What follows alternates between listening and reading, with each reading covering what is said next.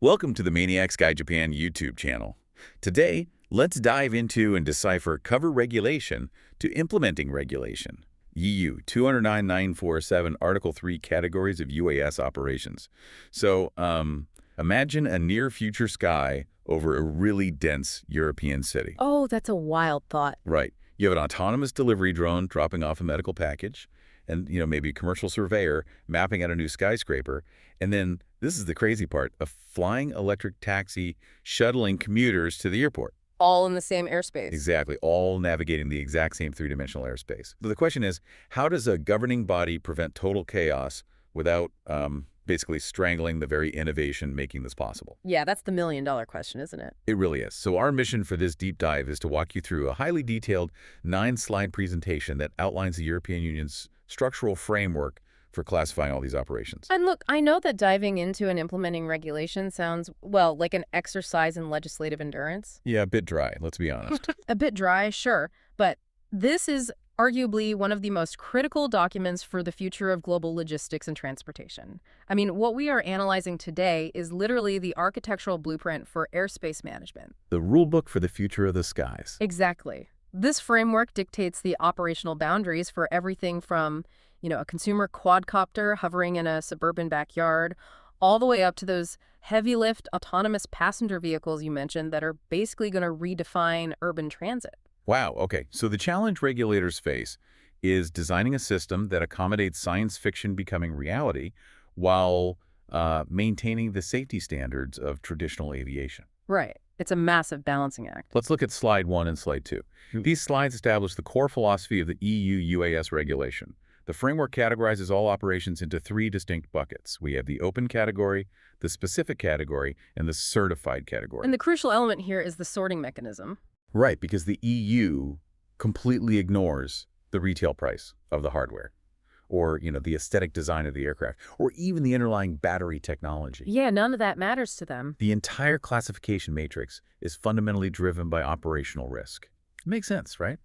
Like, you shouldn't need a commercial trucking license just to ride a bicycle. That is a perfect analogy, yeah. Shifting the regulatory focus entirely away from hardware and onto operational risk is, it's a masterclass in future-proofing. Future-proofing because the tech moves so fast. Precisely. Technology in this sector iterates on a timeline of months, whereas legislative bodies, they operate on a timeline of years. Oh, definitely. So if the European Union attempted to regulate based on current hardware specs, say, requiring a commercial license for any drone with a 4K camera and a certain thrust capacity, It would be obsolete immediately. functionally obsolete before the ink even dried. So by evaluating the context of the flight, analyzing the population density below, the proximity to controlled airspace, the kinetic energy of the vehicle, The regulatory burden automatically scales with the actual threat level to the public. exactly, regardless of whether the drone is powered by lithium-ion or hydrogen fuel cells. Okay, that structural logic really mirrors how we handle road vehicles, just elevated into a 3-dimensional space. Like, going back to the bicycle thing, we don't require an individual to secure a commercial driver's license, submit to federal background checks, and maintain detailed maintenance logs just to ride a moped to the grocery store. Right, because the kinetic threat profile of a moped is fundamentally different from a tanker truck hauling hazardous chemicals down a congested interstate. Yeah, a massive difference. So the EU is applying that tiered threat matrix to the sky, ensuring the regulatory friction matches the potential for catastrophe. And the beauty of that tiered system is resource allocation. Aviation authorities simply do not have the manpower to review risk assessments for every photographer taking pictures of a wedding. Good point. They'd be overwhelmed in a day. Totally gridlocked. By structuring the categories this way, the state can dedicate its intense, granular oversight to the operations that could actually result in mass casualties or severe infrastructural damage. Leaving the lower risk operations to function with minimal bureaucratic interference. You got it. So if the baseline is zero friction for zero threat, how does the lowest tier actually function? Moving on to slide 3, this covers the open category. The defining characteristic here is, the absence of bureaucracy. Which everyone loves. Oh, absolutely. There is no prior operational authorization required from a competent authority. You don't even have to submit an operational declaration. But the absence of bureaucracy is highly conditional. Right. Operating in the open category means accepting a strict operational quarantine. The state grants you freedom from paperwork solely because you are operating within a mathematically derived envelope of safety, which is composed of predefined limitations.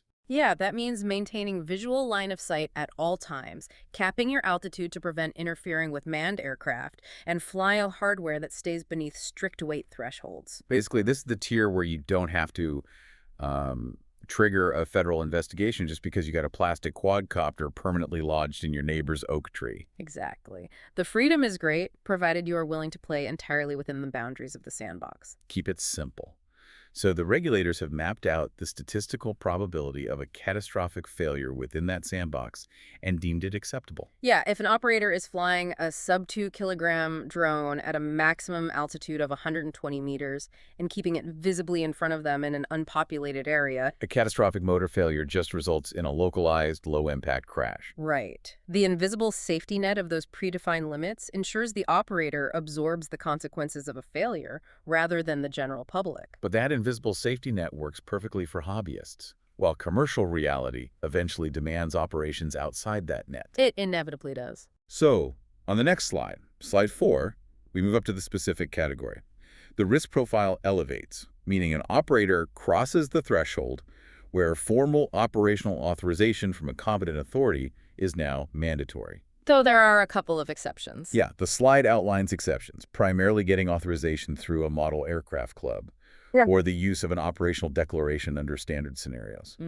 Okay, let's unpack this. So standard scenarios are basically a regulatory fast pass line for operators. That's a great way to put it. They act as precompiled risk models. Consider an agricultural enterprise that needs to utilize a heavy UAS to spray crops, or maybe an energy company mapping 50 miles of electrical transmission lines. Operations that immediately fail the open category criteria. Exactly, due to either the weight of the payload or the necessity to fly beyond visual line of sight. Normally, stepping into the specific category requires the operator to generate a customized, incredibly dense risk assessment matrix from scratch, Wow. detailing every possible failure mode and mitigation strategy and submit it for government review. I imagine requiring a bespoke 50-page engineering and risk analysis for every single pipeline inspection in Europe would instantly paralyze the regulatory agencies. Oh, it would completely gridlock the industry. So to circumvent this, aviation authorities analyze highly common commercial use cases, like those rural power line inspections, and do the mathematical heavy lifting in advance. That makes a lot of sense. Right. They publish a standard scenario outlining the exact operational boundaries, the required hardware redundancies, and the mandatory pilot training for that specific job. So if an enterprise agrees to adhere strictly to that published script, they simply submit a declaration stating they are flying under standard scenario A, for instance. Yeah, and the operation is legally cleared without requiring an individualized bureaucratic review. Please let me know your thoughts in the comments, leave a like, and don't forget to subscribe. Even though I'm an AI, your support really boosts my motivation to improve my pronunciation and create better content for you. And, you know, the ingenuity of the standard scenario framework is how it scales commercial utility. It allows for the rapid deployment of complex operations across the continent while still holding the operators legally accountable to an incredibly high, rigorously tested safety standard. Okay, so we've covered routine commercial flights, but what happens when the operational risk mirrors traditional manned aviation? Now let's look at slide 5. This outlines the certified category, addressing the highest risk operations. The heavyweights. Yeah. The slide dictates a three-pronged requirement: formal certification of the unmanned aircraft system itself, certification of the UAS operator, and D, a valid license for the remote pilot. We've officially entered pilot license territory. No more tree rescue operations here. Definitely not. The EU is porting the regulatory architecture of commercial passenger airlines directly into the drone sector. Applying the rigorous safety standards of passenger airplanes to drones. Exactly. Think about how the aviation industry mitigates disaster. They recognize that catastrophic failures usually stem from an intersection of mechanical breakdown, corporate negligence, and human error. Right, the Swiss cheese model. Yeah. So by demanding certification across all three pillars, they create a robust failure matrix. The hardware must endure rigorous stress testing by aerospace engineers. The operating company must prove they have sustainable maintenance schedules and safety cultures, much like a commercial airline. And finally, the individual pilot must demonstrate aeronautical competence and emergency decision-making. It's treating a drone not as a flying camera, but as an aircraft that commands the same airspace respect as a medical helicopter or a Boeing 737. Wow, that is a massive shift in perspective. But the jump from a routine commercial flight to airline-level scrutiny isn't always a gradual ramp. Sometimes it's a cliff. It really is. Moving to slide 6, where things get tricky. The boundary between the open category and the specific category is fiercely defended. A flight is bumped into the higher regulatory tier if it fails to meet even one general or subcategory criteria of the open category. Just one. It's a binary threshold. Yeah. The slide cites 2 examples, flying beyond visual line of sight, which is BVLOS, and operating a 10-kilogram drone close to people when the A2 subcategory limit is 4 kilograms. Those are very common triggers. But I want to push back on the visual line of sight example for a second. I understand the baseline rule, but from a practical operator's perspective, this feels incredibly punitive. So the literal second the drone dips behind a building and out of your sight, you've technically crossed a legal boundary and need a specific category authorization. Yes, legally speaking. Does the industry realistically have to rely on standard scenarios or complex authorizations just to fly behind a chimney for 30 seconds? I know, the strictness feels punitive until you evaluate the physics of a shared 3D environment. The regulatory body doesn't actually care about the chimney, they care about the unmitigated blind spot. Okay, I'm listening. For operators in the open tier who do not have sophisticated radar or traffic collision avoidance systems broadcasting their position, the human eye is the only unjammable, real-time collision avoidance mechanism available. So it's less about losing sight of your own drone and more about losing sight of the airspace immediately surrounding it. Precisely. If your vehicle is occluded by a building, you cannot see the medical evacuation helicopter rapidly descending into that exact vector. Right. Nor can you see the sudden influx of a flock of birds. You are flying a physical projectile entirely blind.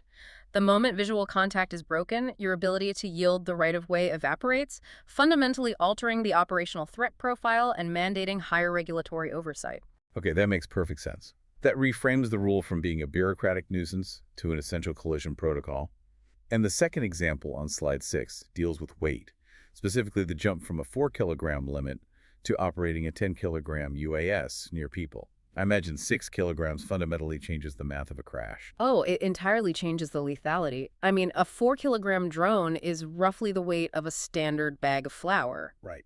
While a strike from that mass falling from altitude will certainly cause trauma, a 10-kilogram drone is the weight of a heavy bowling ball. Oh, wow. Yeah, that's a terrifying visual. Calculating the terminal velocity of 10 kilograms of dense plastic, metal motors, and lithium batteries falling into a populated area moves the outcome from severe injury to probable fatality. The kinetic energy upon impact is immense. So adding just 6 extra kilograms to the payload automatically ejects the operation from the open category. Exactly, forcing the operator to prove to the government how they plan to mitigate that exponentially elevated kinetic threat to people on the ground. Speaking of elevated threats, let's look at operations where the margin for error is absolutely zero. On slides 7 and 8, we find what effectively serves as the sci-fi boundary. My favorite part. Yeah, this is where it gets crazy. Slide 7 explains that crossing from specific into certified involves evaluating both the operational perspective and the technical characteristics of the drone. It gets elevated if a risk assessment shows that hazards cannot be mitigated without certifying the entire operational triad, the machine, the company, and the pilot. It is the regulator's mechanism for saying, this proposed operation possesses such inherent danger that operational rules alone are insufficient. We must forensically verify the engineering of the hardware and the professional competence of the personnel. But slide 7 also includes a massive exception. The pilot license is required unless the UAS is fully autonomous. Yes. Which links directly to slide 8.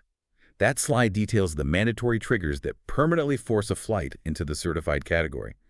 These triggers include overflying assemblies of people with a drone larger than 3 meters, the carriage of dangerous goods risking third parties, and crucially, the transport of people. There it is. Here's where it gets really interesting. The EU has officially written active regulations for flying cars and drone taxis. They are essentially establishing the legal bedrock for urban air mobility. This represents incredibly proactive governance. Which is rare. Right. Extremely rare. Regulatory bodies are historically reactive.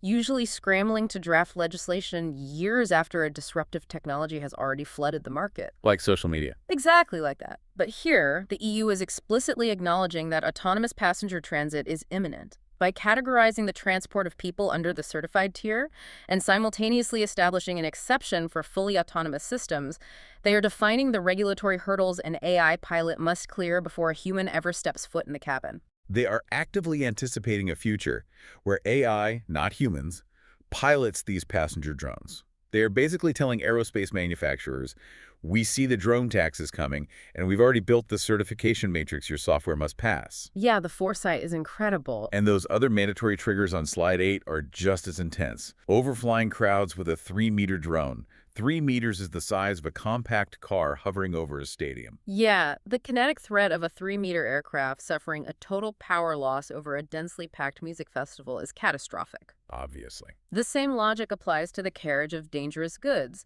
The logistics sector is heavily investing in drones for the rapid transport of medical isotopes, biological pathogens for lab testing, and hazardous industrial Oh, chemicals. right. A mid-air collision involving a payload of dangerous pathogens over a metropolitan center is a literal nightmare scenario. Consequently, any operation involving those materials defaults immediately to the certified category, demanding airline-level safety redundancies to ensure the payload never breaches containment.